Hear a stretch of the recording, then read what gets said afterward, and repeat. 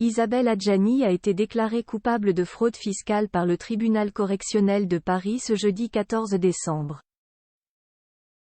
L'actrice a été condamnée à 2 ans de prison avec sursis ainsi qu'à payer une amende de 250 000 €. Un terrible verdict qui l'a fait réagir et contre lequel elle va continuer de se battre.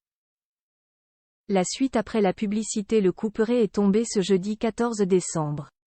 Après le procès, audience à laquelle Isabelle Adjani, accusée de fraude fiscale et blanchiment, n'a pas pu se rendre, l'actrice a été jugée hier le 14 décembre, coupable des faits qui lui sont reprochés et condamnée par le tribunal correctionnel de Paris.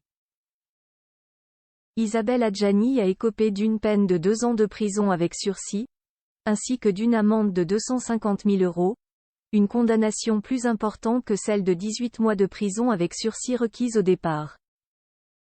Quelques heures plus tard, Isabelle Adjani a pris la parole sur Instagram en postant une photo d'elle fixant avec détermination l'objectif de ses yeux clairs et indiquant en légende « Ma dédicace du jour à tous ceux qui savent. La vérité est lente mais ne s'arrête jamais. Émile Zola. Isabelle Adjani ne compte pas en rester là. Comme conseillée par ses avocats, la comédienne va faire appel du jugement. Le nom d'est Isabelle Adjani dans les Panama Papers. Tout a commencé en 2016. À l'époque, une enquête avait été ouverte après l'apparition du nom d'est Isabelle Adjani dans les Panama Papers, comme détentrice d'une société aux îles Vierges britanniques. Les investigations n'ont mené à aucune poursuite sur ce volet mais elles ont mis au jour d'autres soupçons. Isabelle Adjani avait également reçu une importante somme d'argent de la part de M. Diania Ndiaye, un influent homme d'affaires et ami de l'actrice, président du Comité national olympique et sportif sénégalais et aussi membre du Comité international olympique. Pour le tribunal, cette somme, déclarée comme un prêt, était une donation déguisée, ce qui a permis à la prévenue, alors en difficulté financière, d'éluder 1,2 million d'euros sans droit de mutation.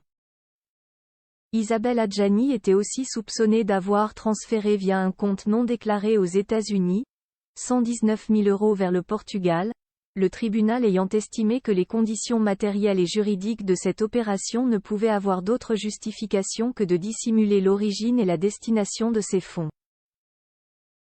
La défense avait affirmé que l'argent transféré visait à faire un don à la famille de sa gouvernante, afin qu'elle puisse acquérir un bien au Portugal.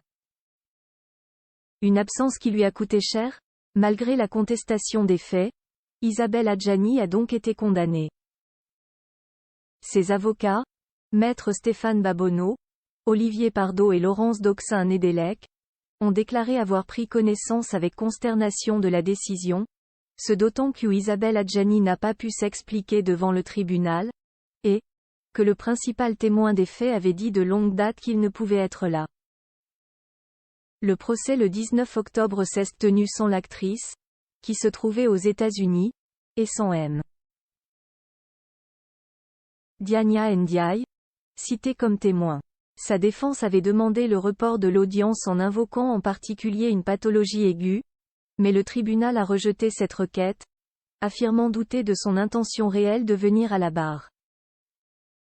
La suite après la publicité.